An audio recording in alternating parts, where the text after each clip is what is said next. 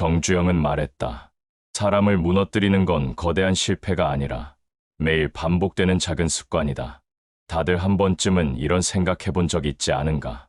나는 이렇게 열심히 사는데 왜 여전히 버겁기만 한가? 이 질문은 단순한 푸념이 아니라 여러분 삶의 방향이 어긋나 있다는 신호다. 많은 사람들은 불행의 원인을 운명 탓이나 능력 부족에서 찾는다. 하지만 진짜 이유는 의외로 단순하다. 매일 무심코 반복하는 작은 습관. 그것이 사람을 떠나게 하고 돈을 멀리 가게 하고 기회를 놓치게 만든다. 내가 수십 년간 수많은 기업가와 평범한 사람들을 지켜보면서 내린 결론은 하나였다. 성공과 실패를 갈라놓은 건 거대한 사건이 아니라 아주 사소한 태도였다. 그리고 그 태도의 시작은 언제나 감사를 잊는 것이었다. 첫 번째 나쁜 습관은 바로 감사의 마음을 놓치는 것이다. 여러분, 오늘 하루를 떠올려 보라. 아침에 눈을 뜨고 밥을 먹고 출근을 하고 동료를 만났을 것이다. 그 중에 고맙다라는 말을 진심으로 전한 순간이 몇 번이나 있었는가? 아마 손에 꼽힐 것이다. 감사라는 것은 사소한 인사처럼 보인다. 하지만 그것은 눈에 보이지 않는 씨앗이다. 물을 주지 않으면 씨앗은 말라 죽는다. 감사를 잊은 삶은 바로 그 씨앗을 매일 방치하는 것과 같다. 옛날 작은 시골 마을에 한 구두 수선공이 있었다. 그는 손님이 신발을 맡기면 항상 웃으며 이렇게 말했다. 덕분에 제 가게가 오늘도 살아납니다. 사람들은 처음엔 그저 농담처럼 여겼다. 하지만 시간이 흐를수록 그 말이 진심임을 알게 되었다. 그래서 신발이 다르면 굳이 먼 길을 돌아서라도 그 가게를 찾았다. 반면 같은 거리에 있던 또 다른 수선공은 늘 불평을 했다. 이 일 해봐야 남는 것도 없어. 그 가게는 점점 손님이 줄었고 결국 문을 닫고 말았다. 차이는 기술이 아니었다.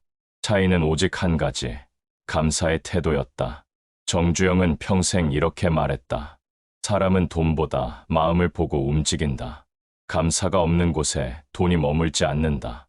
여러분, 혹시 이런 경험은 없는가? 처음엔 고마운 마음으로 누군가의 도움을 받았지만 시간이 지나면서 그것을 당연하게 여기게 된 순간, 그 순간부터 관계는 서서히 금이 가기 시작한다. 그리고 어느 날 아무 말도 없이 사람들이 곁을 떠난다. 돈도 똑같다. 돈은 단순히 통장에 찍히는 숫자가 아니다. 돈은 신뢰와 관계가 흘러들어온 결과물이다. 감사를 잊는 순간 그 흐름은 끊어진다. 여러분에게 제안한다. 오늘 잠자리에 들기 전에 감사했던 3가지를 떠올려보라. 아침에 마신 따뜻한 차 한 잔, 웃으며 인사해준 동료, 집에서 기다리는 가족. 그 작은 기억들을 마음에 새기는 순간 내일은 전혀 다른 얼굴로 다가올 것이다.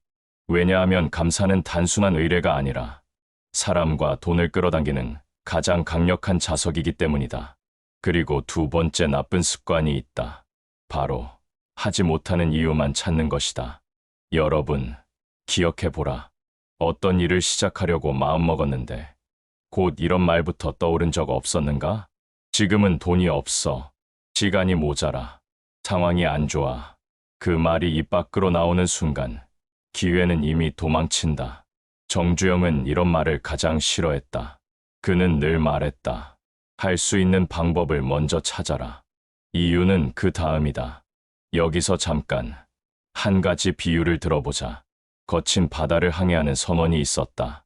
폭풍이 몰아치자 그는 배를 돌려 항구로 돌아갈 이유부터 찾았다. 돛이 약하다. 바람이 세다. 위험하다. 결국 그는 다시 출발하지 못했다.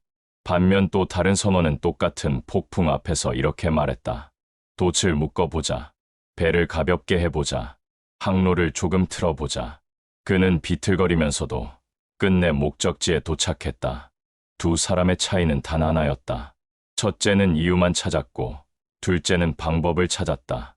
정주영의 삶은 바로 이 단순한 원칙으로 세워졌다.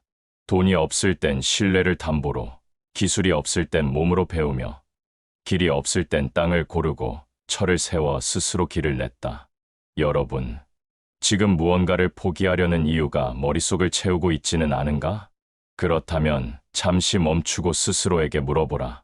정말로 불가능한가? 아니면 내가 아직 방법을 찾지 않았을 뿐인가? 이 질문 하나가 여러분 인생의 방향을 바꿀 수 있다. 여러분, 앞에서 말씀드린 두 가지 습관만 버려도 인생의 길이 상당히 달라질 것이다. 하지만 정주영은 거기서 멈추지 않았다. 그가 특히 강조했던 또 하나의 함정이 있다. 바로 자신의 실수를 인정하지 않는 것이다. 다들 한 번쯤은 이런 경험 있지 않은가?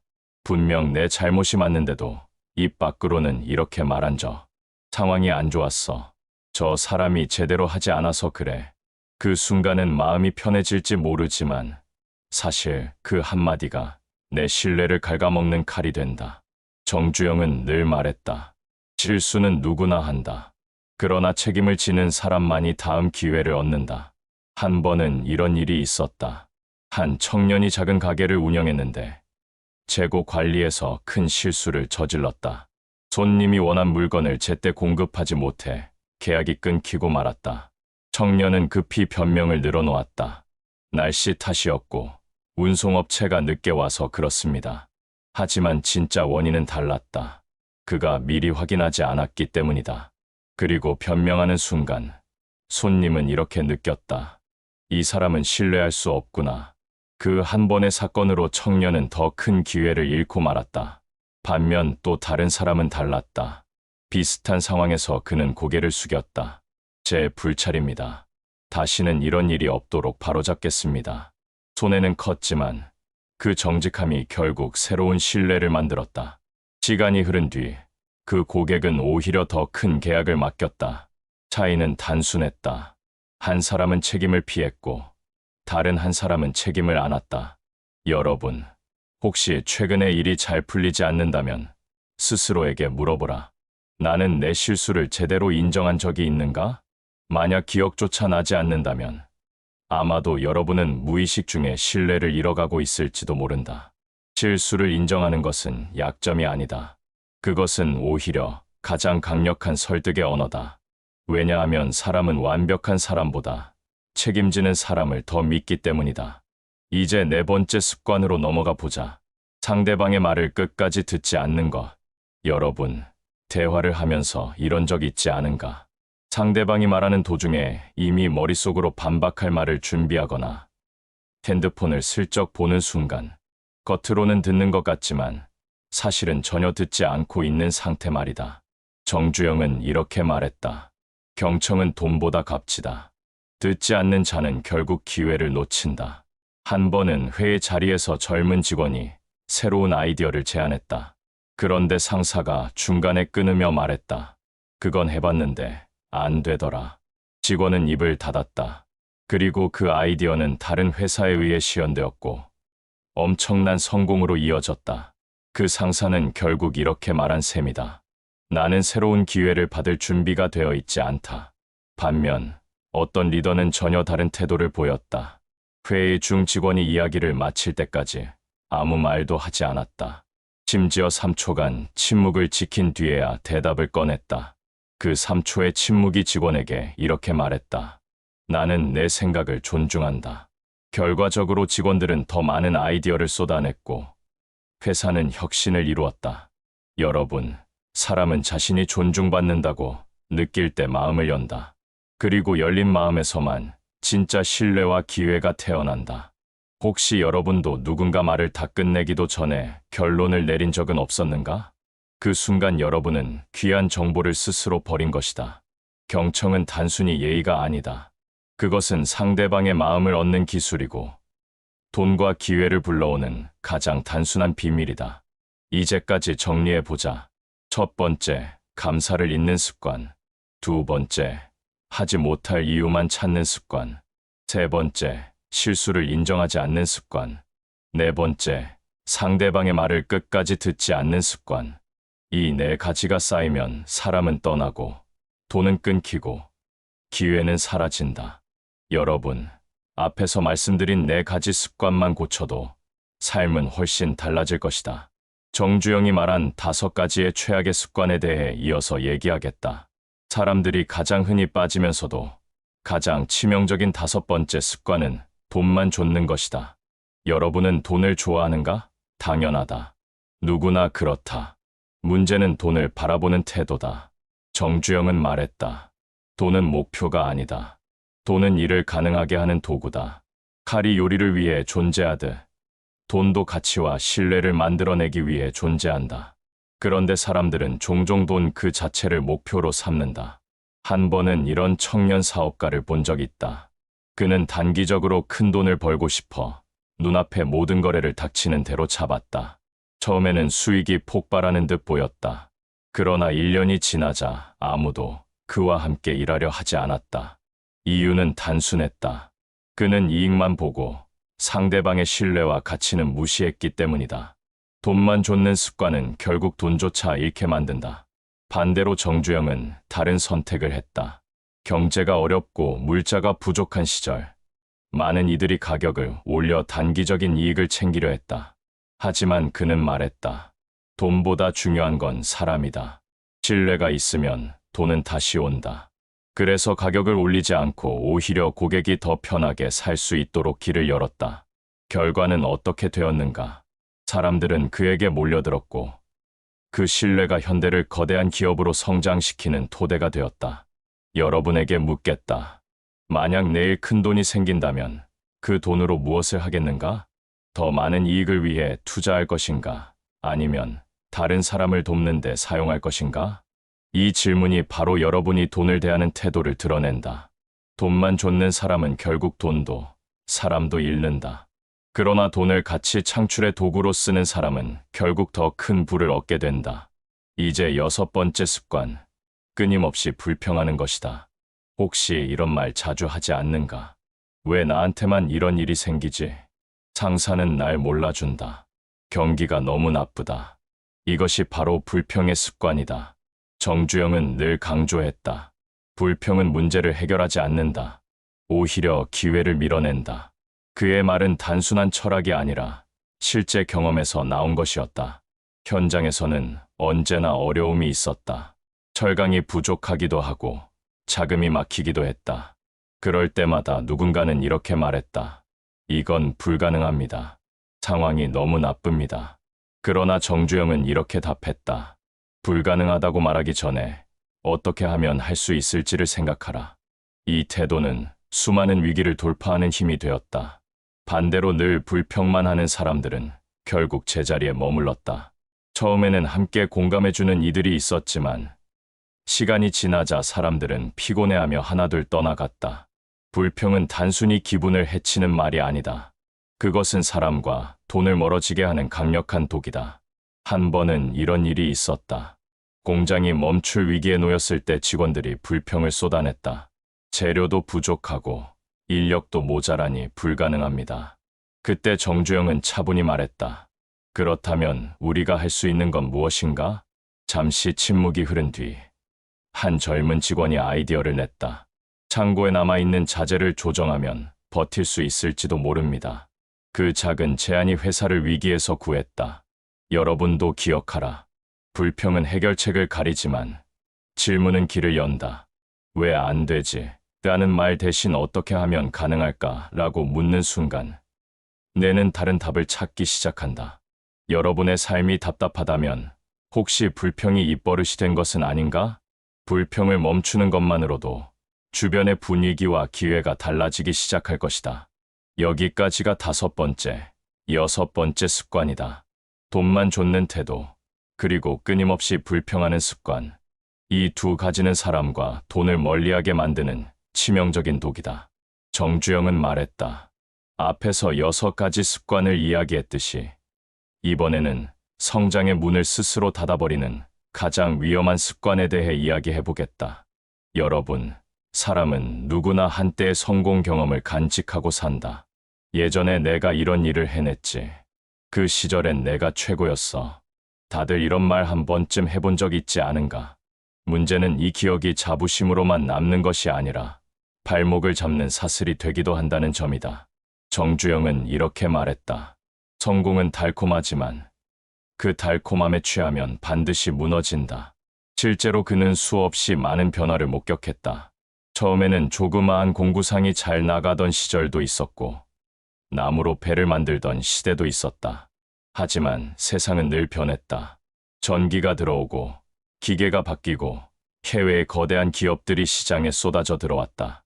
그런데 어떤 사람들은 여전히 과거 방식에 매달렸다. 옛날에도 이걸로 충분했으니 지금도 문제 없어. 결국 그들의 가게는 문을 닫았다. 반대로 배우기를 멈추지 않은 사람들은 달랐다. 새로운 기술을 배우고 낯선 방식을 시도하며 후배에게도 기꺼이 배웠다. 정주영 자신도 예외가 아니었다.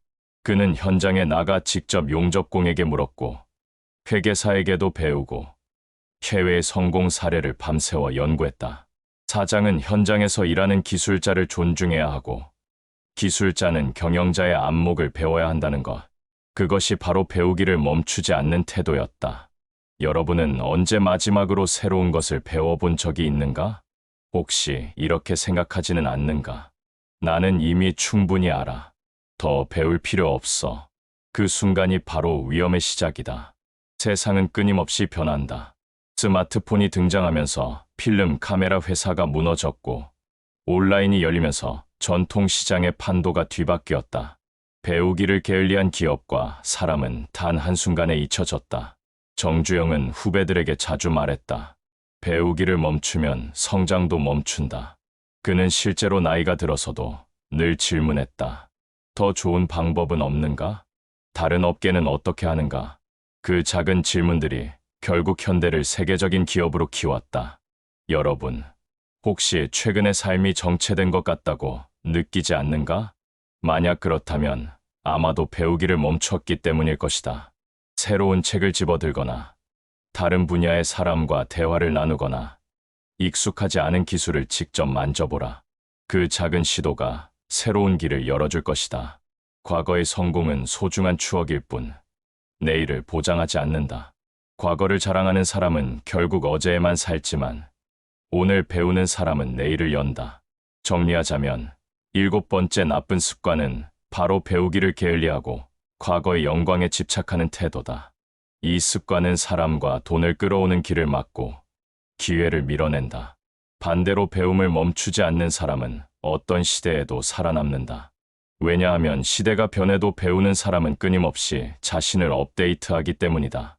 여러분, 지금까지 들은 이야기를 마음속에서 곱씹어 보시라. 사람과 돈을 멀어지게 만드는 것은 거대한 실패가 아니다. 대부분은 우리가 무심코 반복하는 작은 습관들 때문이다. 정리해보자. 첫째, 감사를 잊는 습관. 둘째, 할 수 없는 이유부터 찾는 습관. 셋째, 실수를 인정하지 않는 습관. 넷째, 상대방의 말을 끝까지 듣지 않는 습관. 다섯째, 오직 돈만 좇는 습관. 여섯째, 끊임없이 불평하는 습관. 일곱째, 배우기를 게을리하고 과거의 영광에 집착하는 습관. 이 7가지는 언뜻 사소해 보이지만 시간이 쌓이면 반드시 인생의 기회를 갉아먹는다. 정주영은 이렇게 말했다. 운이 사람을 키우는 것이 아니라 습관이 운을 부른다. 그는 고향에서 맨손으로 시작했지만 늘 배우고 감사하고 변명 대신 실행하며 살았다. 그 결과 현대라는 거대한 제국을 세웠다. 여러분, 오늘 하루를 돌아보라. 이 습관들 중 하나라도 지금 내 안에 자리 잡고 있지는 않은가? 만약 그렇다면 지금 이 순간이 바꿀 기회다. 습관은 하루아침에 바뀌지 않는다. 하지만 작은 변화가 쌓이면 반드시 길이 열린다. 오늘 잠자리에 들기 전 감사했던 3가지를 떠올려보라. 내일 아침 할 수 없는 이유 대신 할 수 있는 방법을 한 줄 적어보라. 누군가의 말을 들을 때는 끝까지 경청하고 실수를 했다면 진심으로 인정하라. 그 작은 행동이 모여 여러분의 인생을 전혀 다른 길로 이끌 것이다. 여러분에게 마지막으로 묻겠다. 여러분의 습관은 사람과 돈을 끌어당기고 있는가? 아니면 밀어내고 있는가? 대답은 언제나 여러분 마음속에 있다. 마지막으로 부탁드립니다. 이 영상을 그냥 넘기지 말고 저장해 두시고 그리고 힘들고 길을 잃었다고 느낄 때 다시 보세요. 분명 다시 일어설 용기와 길을 찾을 힘을 얻게 될 것입니다. 여러분의 오늘의 선택이 내일의 삶을 바꿀 것입니다. 사람, 돈, 기회는 결코 멀리 있지 않습니다. 그 모든 것은 여러분의 습관 속에 이미 들어 있습니다. 여기까지 들어주셔서 감사합니다. 여러분의 삶이 더 단단해지고 풍요로워지기를 바랍니다.